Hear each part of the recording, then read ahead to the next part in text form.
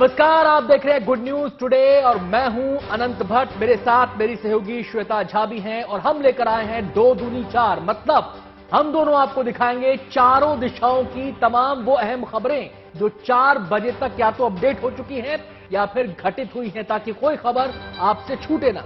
बिल्कुल, तो आपको बता दें, इस 2 दूनी 4 में चारों दिशाओं की खबरें तो होंगी, हम दो मिलकर के आपको बताएंगे खबरों का डबल डोज। जी हां, यहां पर खबरों का डबल डोज होगा और आपको रूबरू कराएंगे हर उस बड़ी खबर से जो बनी है आज सुर्खियां। खबरों के इस फुल डोज में आप किसी भी अहम खबर से चूक नहीं सकते हैं। तो शुरुआत करते हैं आज की बड़ी खबर के साथ। आपको बता दें कि बारिश और बाढ़ के बीच जारी जिंदगी की जंग जो है वो अभी भी जारी है। पहाड़ों पर भारी बारिश हो रही है और इसके साथ ही आपको बता दें हालात लगातार बिगड़ते जा रहे हैं। सबसे ज्यादा खराब हालात जम्मू कश्मीर के हैं। राज्य की तमाम नदियों का जलस्तर बढ़ा हुआ है, बावजूद इसके लोग अपनी जान जोखिम में डालने से बाज नहीं आ रहे हैं। हालांकि इन मुश्किल हालात में भी सेना के जवान लोगों की मदद में जुटे हैं। पुंछ में एक इलाके में सेना और जम्मू कश्मीर पुलिस की टीम ने मिलकर 14 लोगों को सही सलामत बचा लिया है। बचाए गए लोगों में बच्चे भी शामिल हैं। वहीं पुंछ के ही एक दूसरे इलाके में सेना के जवानों ने नदी के तेज बहाव के बीच फंसे 4 लोगों को सही सलामत बचाकर निकाला। जब जवानों ने इन लोगों को बचाने के लिए रेस्क्यू ऑपरेशन शुरू किया, उस वक्त नदी का जलस्तर लगातार बढ़ता जा रहा था। इस खतरे के बावजूद कुछ जवान एक छोटी नाव की मदद से नदी के बीच टापू तक पहुंचे और फिर सभी को नाव पर बैठाकर किनारे पर लेकर आए। उधर पुंछ के ही मेंढर इलाके के छतरल गांव में उफान पर बह रही नदी का पानी सड़क पर आ गया, जिसकी वजह से वहां आवाजाही बंद हो गई और सड़क के दोनों ओर कई लोग फंस गए। इसी बीच एक जेसीबी ड्राइवर ने कुछ छात्रों को जेसीबी के अगले हिस्से पर बैठाकर उन्हें सड़क पार करवाई। इसके अलावा हिमाचल प्रदेश के सोलन में सेल्फी लेने के चक्कर में 5 युवक चिकली नदी के तेज बहाव में फंस गए। इस बात की भनक लगते ही आसपास के लोग 5 युवकों की मदद के लिए मौके पर पहुंचे और रस्सियों की मदद से एक एक कर सभी को बचा लिया। हालात को देखते हुए प्रशासन ने लोगों से नदी, नालों और झरनों से दूर रहने की अपील की है।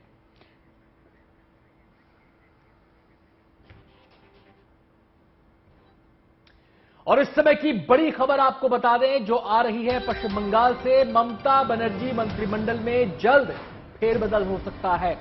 सरकार की छवि को सुधारने की मंशा से यह फेरबदल किया जा सकता है। आपको बता दें कि पार्थ चटर्जी जब से शिक्षक भर्ती घोटाले में घिरे हैं तभी से लगातार विरोधी ममता पर हमलावर हैं। पार्थ चटर्जी को कल मंत्रिमंडल से हटा दिया गया था, पार्टी के तमाम पदों से भी उन्हें हटा दिया गया था और पार्थ चटर्जी की गिरफ्तारी के बाद से पहली बार कल ममता बनर्जी की प्रतिक्रिया सामने आई थी, जिसमें उन्होंने कहा था कि खेल तो कुछ बड़ा है। अब 5-6 अगस्त को आपको बताएं कि मंत्रिमंडल विस्तार हो सकता है, मंत्रिमंडल में फेरबदल हो सकता है। पार्थ चटर्जी को मंत्रिमंडल से हटाया गया है। ममता सरकार के काफी हैवी वेट मंत्री पार्थ चटर्जी माने जाते थे, ममता के काफी करीबी वो माने जाते रहे हैं। टीएमसी के फाउंडर मेंबर्स में से एक हैं, लिहाजा उनके जाने से अब उनका स्थान कौन लेगा, इसको लेकर अटकलें लगनी शुरू हो गई हैं। दिल्ली दौरे से लौटने के बाद ये फेरबदल संभव है। आपको बता दें कि ममता दिल्ली भी आने वाली हैं। 5-6 अगस्त को ममता और मोदी की मुलाकात हो सकती है। जब वो दिल्ली दौरे से लौटेंगी तो इस मंत्रिमंडल में फेरबदल संभव है। ये कयास लगाए जा रहे हैं कि पार्थ चटर्जी की जगह कौन लेगा। हालांकि विरोधी लगातार उंगली उठा रहे हैं कि ये जो शिक्षक भर्ती घोटाला है उसमें केवल पार्थ चटर्जी शामिल नहीं है, बल्कि और भी कई बड़े नाम शामिल इसमें हो सकते हैं। इशारे कई लोगों की तरफ किए जा रहे हैं, लेकिन आने वाले दिनों में देखना होगा कि ईडी की जांच किस दिशा में आगे बढ़ती है। फिलहाल मंत्रिमंडल विस्तार की यह खबर। और आपको बता दें कि बंगाल के शिक्षक भर्ती घोटाले की इस मामले में आरोपी पूर्व मंत्री पार्थ चैटर्जी और उनकी करीबी अर्पिता मुखर्जी को तीसरी बार मेडिकल जांच के लिए अस्पताल ले जाया गया, जहां अर्पिता मुखर्जी फूट फूट कर रोने लगी और जब सुरक्षाकर्मी उन्हें गाड़ी से निकालने लगे तो वो गिर पड़ी, जिसके बाद उन्हें व्हील चेयर पर बिठाकर अस्पताल के अंदर ले जाया गया। वहीं अर्पिता को मेडिकल चेकअप पर ले जाने से पहले पता चला कि अर्पिता मुखर्जी पर ईडी रेड के बाद से ही उनकी 4 कारें गायब हो गई हैं। सूत्रों के मुताबिक ये चारों कारें डायमंड सिटी कॉम्प्लेक्स से गायब बताई जा रही हैं। फिलहाल सीसीटीवी फुटेज देखकर कारों का सुराग लगाए जाने की कोशिश की जा रही है। इससे पहले ईडी की टीम ने अर्पिता के 2 फ्लैट से 50 करोड़ से ज्यादा की रकम बरामद की थी और 5 करोड़ से ज्यादा का सोना बरामद किया गया था। यानी कि अब तक की जो कार्रवाई ईडी की हुई है उसमें 55 करोड़ से ज्यादा का कैश और सोना बरामद हो चुका है। लेकिन माना यह जा रहा है कि यह आंकड़ा आगे और बढ़ सकता है जैसे जैसे छापेमारी होगी। और अब तो उन 4 कारों को लेकर भी कयास लगने शुरू हो गए हैं कि वो 4 कारें आखिर किसने गायब की। क्या उन कारों में कहीं कोई बड़ा सुराग तो इस घोटाले से जुड़ा नहीं छुपा था। लेकिन यहां पर अनंत, बड़ा सवाल यही है कि देखिए, सारा जनता का पैसा था और इतना पैसा बरामद हुआ है, तब इनकी तबीयत खराब नहीं हुई, अब इनकी तबीयत खराब हो रही है। उधर आज कांग्रेस पार्टी के नेताओं से संसद से सड़क तक बीजेपी नेता और केंद्रीय मंत्री स्मृति ईरानी के खिलाफ मोर्चा खोल दिया। असल में एक दिन पहले संसद भवन परिसर में सोनिया गांधी और स्मृति ईरानी के बीच हुई बहस थी। कांग्रेस का आरोप है कि स्मृति ईरानी ने पार्टी के अंतरिम अध्यक्ष सोनिया गांधी का अपमान किया है और इसके लिए उन्हें माफी मांगनी चाहिए। अपनी इसी मांग को लेकर संसद भवन परिसर में कांग्रेस सांसदों ने विरोध प्रदर्शन किया, तो वहीं जम्मू में कांग्रेस कार्यकर्ताओं ने स्मृति ईरानी का पुतला जलाकर अपना विरोध दर्ज करवाया। लेकिन दूसरी तरफ आपको बता दें, बीजेपी ने कांग्रेस नेता अधीर रंजन चौधरी के खिलाफ अपना विरोध प्रदर्शन और तेज कर दिया है। संसद के बाद बीजेपी कार्यकर्ताओं ने देश के कई शहरों में कांग्रेस नेता के खिलाफ प्रदर्शन शुरू कर दिया है, जिसकी एक तस्वीर भिवानी में सामने आई है। वहां जिला महामंत्री हर्षवर्धन मान की अगुवाई में बीजेपी कार्यकर्ताओं ने प्रदर्शन किया। इन लोगों ने राष्ट्रपति पर दिए गए अधीर रंजन चौधरी के विवादास्पद बयान पर आपत्ति जताते हुए उनसे माफी की मांग की है। उधर झारखंड विधानसभा की सीढ़ियों पर बीजेपी के विधायकों ने हाथों में तख्तियां लेकर कांग्रेस नेता अधीर रंजन चौधरी के खिलाफ काफी देर तक प्रदर्शन किया।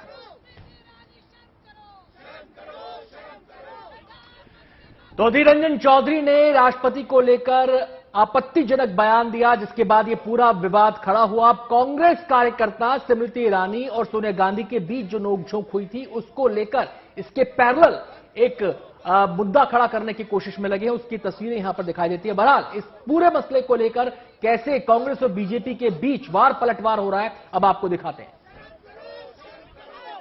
सत्ता पक्ष जिस तरीके से कल मैडम सोनिया गांधी पे हमला बोला सदन के अंदर, तो इसके लिए सदन में आके सरकार को खेद प्रकट करना चाहिए, माफी मांगना चाहिए, क्योंकि मुद्दा मुझसे हुई है, ये मुद्दा से जुड़े हुए है मैं।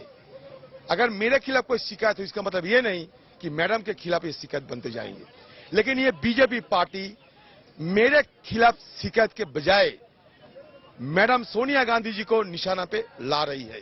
आज उन्हें हम सब ने मिलकर राष्ट्रपति बनाया है और वो देश के संविधान को रक्षा करने वाली महिला हैं, तो निश्चित रूप से देश के राष्ट्रपति का अपमान किसी भी तरह से बर्दाश्त नहीं होगा। और रही बात अधीर रंजन चौधरी जी की, तो वो उन्हें सबसे पहले तो लोकसभा में माफी मांगनी चाहिए, राष्ट्र से माफी मांगनी चाहिए, लोकसभा में आकर माफी मांगनी चाहिए।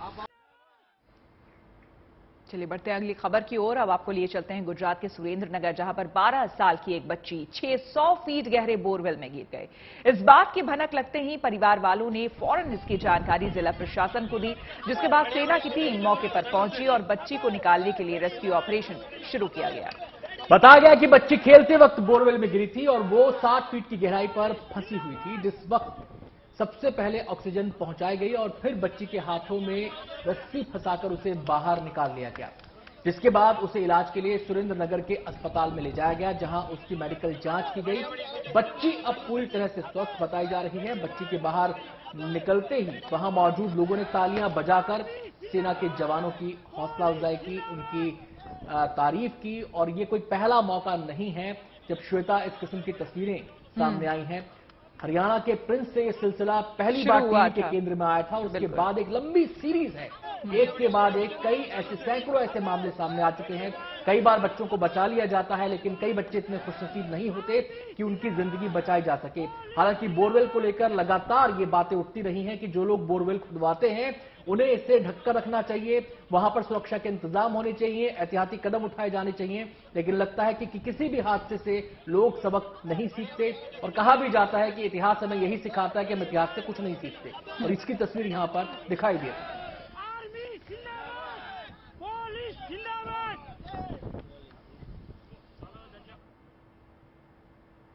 और अब रुख करते हैं असम का, जहां जोरहाट के रोरैया एयरपोर्ट पर इंडिगो एयरलाइंस का एक विमान रनवे से उतर गया। इस घटना के वक्त विमान में 98 यात्री सवार थे जो बाल बाल बच गए। इस विमान ने जोरहाट से कोलकाता के लिए उड़ान भरी थी, तभी वो रनवे से उतर गया।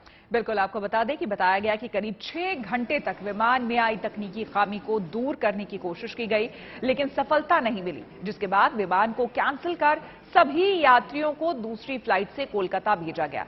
एयरपोर्ट अथॉरिटी ऑफ इंडिया के अधिकारियों ने माना है कि विमान में कुछ तकनीकी खराबी थी, जिसकी वजह से ये हादसा हुआ। एयरपोर्ट अथॉरिटी ऑफ इंडिया और इंडिगो इस घटना की जांच कराने की बात कह रही है।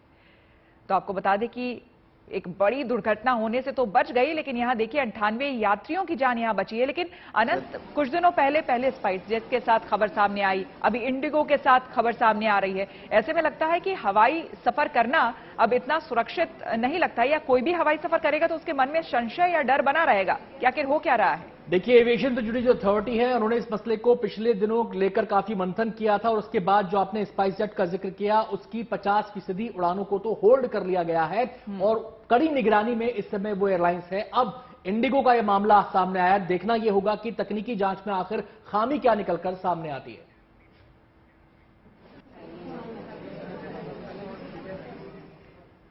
उधर राजस्थान के बाड़मेर में वायुसेना का एक MiG-21 विमान देर रात क्रैश हो गया। यह लड़ाकू विमान तेज धमाके के साथ एक खेत में गिरा और विमान का मलबा चारों तरफ फैल गया। गनीमत रही कि इस हादसे में एक परिवार बाल बाल बच गया। भीमड़ा गांव के रहने वाले हरखराम बेनीवाल ने बताया कि रात 9 बजे तेज धमाके के साथ विमान क्रैश हुआ और उसके कुछ टुकड़े उनके घर के अंदर आ गिरे। हादसे के वक्त घर में 6 लोग मौजूद थे, जिसमें पति पत्नी के अलावा 3 बेटियां और एक बेटा है, जो फौरन ही घर से बाहर निकल आए। हालांकि इस हादसे में विमान में सवार 2 पायलट्स की मौत हो गई है। हादसे की सूचना मिलते ही जिला प्रशासन और एयरफोर्स की टीम मौके पर पहुंची और हादसे की जांच में जुट गई। वायुसेना के कर्मचारियों ने हादसे वाली जगह को सील कर मलबे को इकट्ठा करने के लिए सर्च ऑपरेशन चलाया है। इस काम में वायुसेना के हेलीकॉप्टर की भी मदद ली जा रही है। क्रैश जब हुआ था उसके बाद में जो उसका मलबा था वो इसी मकान के अंदर गिरा था। आप देखिए, मैं अपने कैमरामैन से कहूंगा कि तस्वीरों में बताए, अभी तक भी इसी जो खेत के मालिक है उनका मकान है, यहाँ पर ऐसा बताया जाता है कि पूरा परिवार यहीं पर था, बच्चे पढ़ाई कर रहे थे। और आप देखिए कि कितना खतरनाक हादसा था कि इस जो ये मकान है उसके अंदर एक कच्चा जो झोंपड़ा बना हुआ है उससे टूटकर मलबा है वो घर के अंदर आ गया है। मैं अपने कैमरामैन से कहूंगा कि वो तस्वीरों में बताएं कि किस तरीके से यहां से जो मलबा था वो अंदर घुस गया है। देखिए किस तरीके से ये पूरा का पूरा जो ऊपर का जो पार्ट है वो टूट गया है। ये देखिए, ये पूरे के पूरे प्लान के पार्ट है। ऐसा नहीं है कि मकान में 1 या 2 जगह, 3-4 जगह अलग अलग जगहों पर आप देखिए। हमने पहले जो घर के मालिक है उनसे भी बातचीत की। एक साइड ये भी है जहां पर आप देखिए कि पुर्जे जो जिस तरीके से आप अपने ये देखिए, तो आप देखिए 3 से 4 जगह पर। और सबसे बड़ी बात है कि जब यह हादसा हुआ तो पूरा का पूरा घर था वो सहम गया। घर वालों को यह लगा कि कहीं ना कहीं भूकंप आ गया है। साफ तौर पर परिवार के लोगों का कहना है कि जिस तरीके से यह हादसा हुआ और हादसे के बाद में दोनों पायलट ने अपनी जान, उनकी जान चली गई, और परिवार के जो ये परिवार के लोग हैं इनका कहना है कि उन लोगों को बचा दिया। दिनेश भौला, बाड़मेर, आज तक। चलिए अब रुक करेंगे खेल के मैदान का। वनडे सीरीज में वेस्टइंडीज का सुपड़ा साफ करने के बाद अब टीम इंडिया T20 सीरीज में कैरेबियाई टीम से भिड़ेगी। पहला मुकाबला आज त्रिनिदाद के ब्रायन लारा क्रिकेट स्टेडियम में खेला जाएगा। इस सीरीज के लिए रोहित शर्मा के साथ साथ हार्दिक पांड्या, दिनेश कार्तिक, भुवनेश्वर कुमार, ऋषभ पंत और आर अश्विन जैसे अनुभवी खिलाड़ियों की टीम में वापसी हो रही है। ये खिलाड़ी वनडे सीरीज में टीम इंडिया का हिस्सा नहीं थे। अब सोचिए, जब इन खिलाड़ियों के बिना वनडे सीरीज में वेस्टइंडीज का श्वेता सुपड़ा साफ कर दिया टीम इंडिया ने, तो T20 सीरीज में क्या हाल हो सकता है वेस्टइंडीज का। खैर, इंग्लैंड के खिलाफ T20 सीरीज में शानदार प्रदर्शन करने वाले हार्दिक पांड्या को एक बार फिर से टीम इंडिया के लिए कमाल करते देखा जाएगा। आज से T20 सीरीज का आगाज हो रहा है। आपको बता दें कि अब तक दोनों टीमों के बीच 20 T20 मुकाबले हुए हैं, जिनमें से भारत को 13 मुकाबलों में जीत मिली है, जबकि 6 मैच वेस्टइंडीज ने जीते हैं। यानी कि भारत का पलड़ा जो आंकड़ों की पोथी है उसमें भारी है। एक मैच में कोई रिजल्ट नहीं निकला। भारतीय टीम सीरीज में फेवरेट मानी जा रही है। अगर टीम इंडिया सीरीज के 5 मुकाबले जीत जाती है तो वो एक नया रिकॉर्ड अपने नाम कर लेगी। वहीं इस साल अक्टूबर नवंबर में T20 विश्व कप होना है। ऐसे में 20 सीरीज दोनों ही टीमों के लिए अपनी तैयारियों को परखने का एक बड़ा मौका है।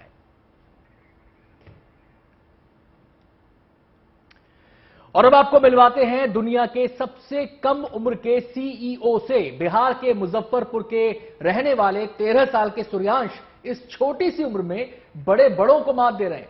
इतनी छोटी सी उम्र में सूर्यांश 1-2 नहीं बल्कि पूरी 56 कंपनियों के सीईओ बन गए हैं। मुजफ्फरपुर के अम्मा गांव के रहने वाले सूर्यांश 10वीं में पढ़ते हैं, लेकिन फिलहाल ये अपनी स्कूली पढ़ाई से ज्यादा अपनी स्टार्टअप कंपनियों को लेकर चर्चा में है। परिवार वाले बताते हैं कि सूर्यांश पढ़ने में भी काफी होशियार है। पढ़ाई के साथ साथ स्टार्टअप कंपनियों के लिए वो 17 से 18 घंटे मेहनत करते हैं। क्या बात है। आपको बता दें कि American leading media company TechCrunch की डेटाबेस एजेंसी क्रंचबेस ने अपनी रैंकिंग में सूर्यांश को 14वें नंबर पर रखा है, जो कि अपने आप में बहुत बड़ी बात है। सूर्यांश ने जो अपनी स्टार्टअप कंपनियां बनाई हैं वो crypto currency, e commerce, tech, कैपशेयर मार्केट, मैट्रिमोनियल साइट्स वगैरह जैसे क्षेत्र में बनाई है। सूर्यांश के मुताबिक आपको बता दें इन कंपनियों का काम अगले 6 महीने में जमीन पर दिखने लगेगा। फिलहाल मंत्रा फाई जैसे बिजनेस, जिप्सी कैप्स, जेसिफाई, जैश जोशी जैसे एक्सप्रेस जैसी कंपनियां काम कर रही है। सूर्यांश की इस कामयाबी से उनके माता पिता जाहिर सी बात है बेहद खुश हैं। पिछले साल 2021 के जून से I got interested in the field of finance और इसलिए मैं बिजनेस में एक्टिवली काम करने लगा और अभी तक 56 से भी ज़्यादा स्टार्टअप्स खोले हैं और उस पर काम कर रहा हूँ, जो कि विभिन्न फील्ड्स में है, जो कि crypto currency, stock market, consultancy, tech, इन सब के फील्ड्स में काम करते हैं। और टेक से रिलेटेड कोई भी प्रॉब्लम अगर होता है तो मैं ऑनलाइन ही उसे सॉल्व करता हूँ और कुछ टीममेट्स हैं उनसे मैं डिस्कस करके उसे रिजॉल्व कर लेता हूँ। और इसके अलावा सारी कंपनियां चल रही हैं और बहुत ज़्यादा अच्छा लग रहा है। फैमिली से कितना सपोर्ट मिलता है? फैमिली से सपोर्ट आप इसी बात से समझ सकते हैं कि I currently work 17 hours a day और मेरे पापा और मेरी मम्मी से कोई भी मेरे ऊपर बर्डन नहीं आता है कि तुम बस पढ़ो, you have to study because you are in class 10th। और लेकिन ऐसा कुछ भी नहीं हुआ, पूरी सपोर्ट रहती है उनकी मेरे ऊपर, इसलिए मैं आज 17 घंटे काम करता हूँ पूरे दिन के और बस 1-2 घंटे निकाल के पढ़ाई के लिए कभी कभी दे देता हूँ और बहुत ज़्यादा अच्छा लगता है ऐसे पेरेंट्स पाके। मोटिवेशन कैसे मिले? मेरे सबसे बड़े मोटिवेशन मेरे दादाजी, मेरे पापा, मेरी मम्मी है, मेरे पेरेंट्स हैं, क्योंकि मुझे भी उनके तरह बनना है जो अपने बच्चों को इतना सपोर्ट करें। और बहुत सारे आइडल्स, बिलियनियर्स हैं जिनको मैं फॉलो करता हूँ एज अ मेंटर। तो इतनी कम उम्र में इस मुकाम तक पहुंचना वाकई काबिल तारीफ है। इसी के साथ दो दूनी 4 श्वेता और अनंत के साथ फिलहाल इतना ही।